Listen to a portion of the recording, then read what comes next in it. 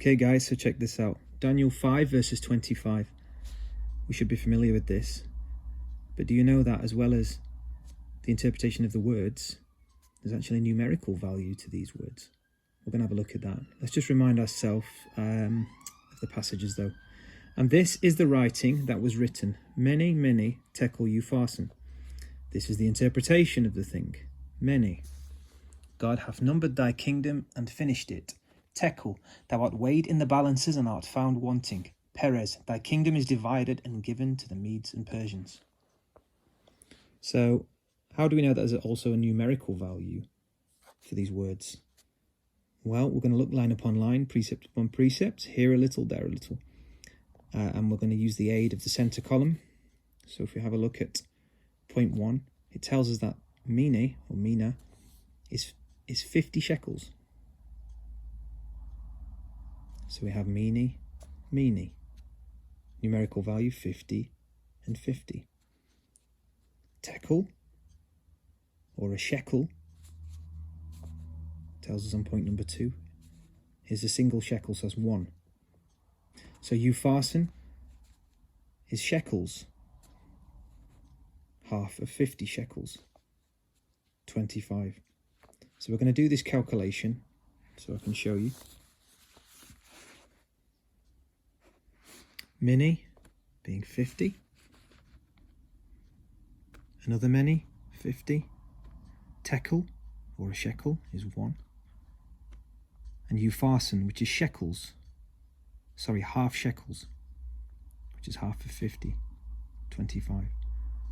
So this equals 126. So now we've got to find out where in the Bible this translates. We can find that in the book of Ezekiel, chapter 45, verse 12.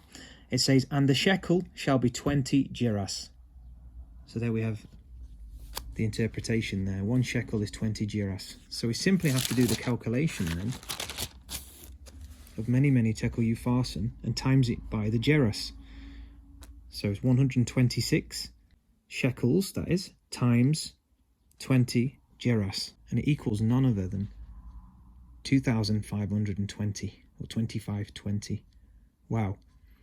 Okay, so we know that there's a lot of contention regarding this number in the church. But this time that it's written by God himself, by his own hand, refers to a time prophecy at the end or the fall of Babylon. We know this was during Belshazzar's reign, that the writing was written on the wall by God himself, that his kingdom was weighed in the balances, was found wanting, and would to be divided between the Medes and the Persians in his time.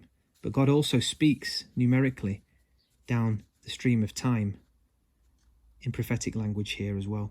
So why aren't we applying this today as a time prophecy? Should we be disregarding what God has written here? Because if we actually consider the fall of Babylon at 538 BC, we add 2520 years to that, it actually takes us to 1983 AD. Now that's interesting because a lot of interesting things happened around 1983 and 84, where in 83 official diplomatic relations in the US were formed with the Vatican during the presidency of Ronald Reagan. Now that's significant. That's huge. That's the unification, or the beginning of unification, of church and state. And God's trying to warn us here that when this happens, just as when Belshazzar mingled church and state, he used the vessels from the house of God in this feasting, the line had to be drawn. As this church and state, since 83, is becoming ever closer in unification, there's a time where God has to say no longer. And in his mercy, he's given us a whole generation, 40 years since 1983, which takes us to 2023.